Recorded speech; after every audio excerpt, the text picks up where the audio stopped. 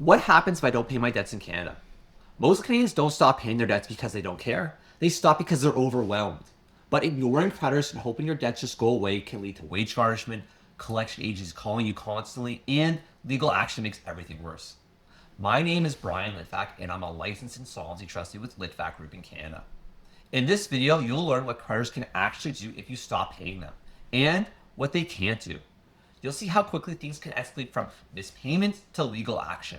And most importantly, you'll discover what steps you can take to stop creditors from taking action against you and regain control. Coming up in this video, you'll get clear answers to 3 biggest questions Canadians have when they fall behind on their debts. What will creditors do if I don't pay them anymore? How soon will they take action against me? And lastly, what can I do to stop them from taking action against me?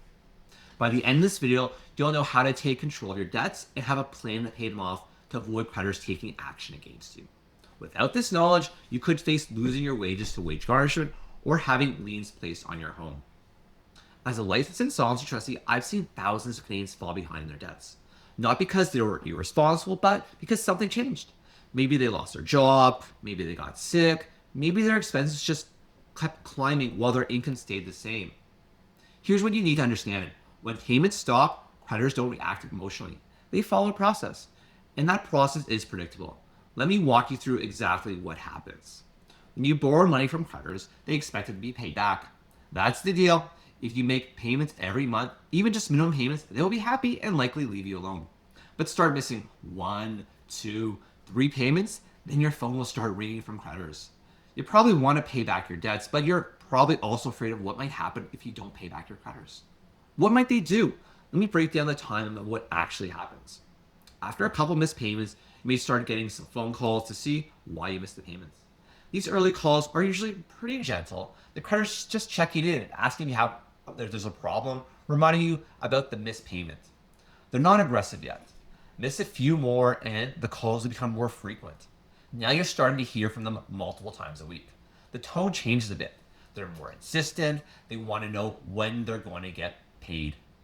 What about a few months? If you stop making payments and stop answering calls from creditors, then the creditors will likely take more aggressive action. This is where things start to escalate quickly. You may start getting letters by email and mail asking for a payment.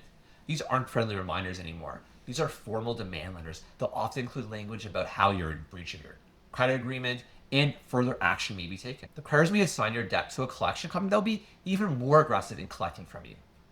Collection agencies get paid based on what they recover, so they have every incentive to be persistent. They'll call you more often, sometimes multiple times a day. They'll send more letters, they'll use stronger language to try to get you to pay. Now here's where it gets serious. They may also hire a lawyer to send you notice and threaten to take legal action. And if you don't see any progress, they will file a claim against you. This means you're being sued. You'll receive a statement of claim, which is a legal document that says the creditor is taking you to court.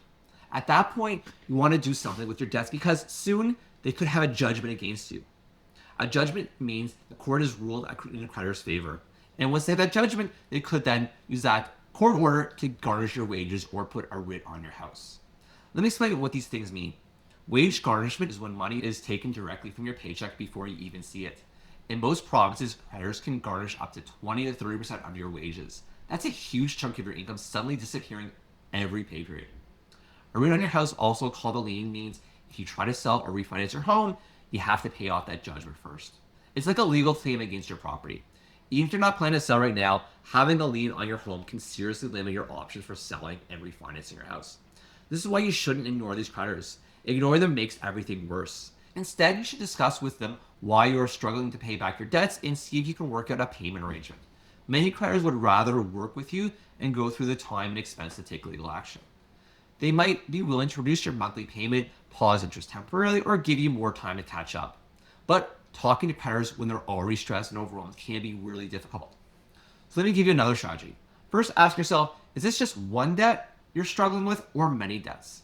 This is an important question because it determines your best course of action. If it's just one debt that may be at a high interest rate, maybe you could borrow from, say, a line of credit and pay off this high interest debt. That will stop the collection calls immediately. And now you just have one manageable payment on your line of credit instead. But this only works if you have access to other credit at a lower rate. And it only makes sense if you have one debt that's the real problem. Now, if you have multiple debts where you can't even make the minimum payment, then you have a bigger issue. In this case, determine why you can't repay those debts. Are their minimum payments too high? Has your income decreased? Have your monthly expenses increased so that you have less money to pay back your debts? Answer these questions honestly and see what is the real issue. Sometimes people have good money, but their expenses are just too high. Other times, income has dropped because of the job loss or reduced hours. Or maybe it's a combination. Expenses went up and income went down. Once you determine why you can't pay it back, look at the options available. At this point, you should speak to a professional, such as a licensed insolvency trustee, to see why you're struggling with your debts. Here's why talking to a licensed insolvency trustee is so valuable. We can discuss options such as consolidating your debts, filing a consumer proposal, or the last option, bankruptcy. We will find a solution that will take care of all your debts, not just one, so you can find the financial relief by becoming debt-free. Consumer proposal is a legal tool that lets you negotiate with all your creditors at once to pay back a portion of what you owe over a period of 5 years. The moment you file it, all the collection calls must stop by law, all wage garnishments must stop too. All interest freezes, it's immediate protection. Bankruptcy is another option, though most people prefer to avoid it if possible. But in some cases, it's actually the best solution to get a fresh start. The key to understand is this.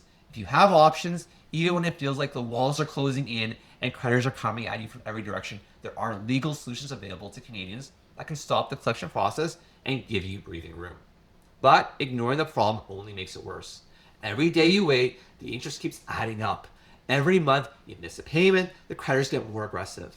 And once they start legal action, it becomes much more complicated and stressful to resolve. Let me tell you what I see happen over and over again. Someone starts missing payments, they feel ashamed, they stop opening their mail, they stop answering calls from the numbers they don't recognize. They hope maybe the debt will just go away somehow. But the debt doesn't go away. It grows, and the longer you wait, the fewer options you have. On the other hand, I've also seen people who've taken action early. They've called a licensed insolvency trustee, like myself, when they first realized they couldn't keep up with their payments. We help them understand their situation, show them their options, and put together a plan. Those people got relief so much faster. They stopped the calls, they stopped the stress, they start sleeping much better at night. So if you're watching this video because you're worried about what will happen if you can't pay your debts, here's what I want you to do. Don't ignore it. Don't wait for the lawsuits and wage garnishments to happen. Take control now while you still have the most options available. Reach out to a licensed insolvency trustee for a free, no obligation consultation. We'll look at your complete financial picture. We'll explain what's happening with each of your debts. We'll show you what options are available specifically for your situation, and we'll help you decide on the best path forward. Remember, creditors follow a process. Missed payment leads to calls lead to demand letters lead to collection agencies lead to lawyers and lawsuits. Lawsuits lead to judgments, and judgments lead to wage garnishments and liens. But you can stop this process at any point. The earlier you take action, the easier it is to resolve. Watch my next video on what is a consumer proposal. Here you will learn all about consumer proposals, and it is a good option for reducing your debt. You don't have to face this debt and the collectors alone. We're here to help.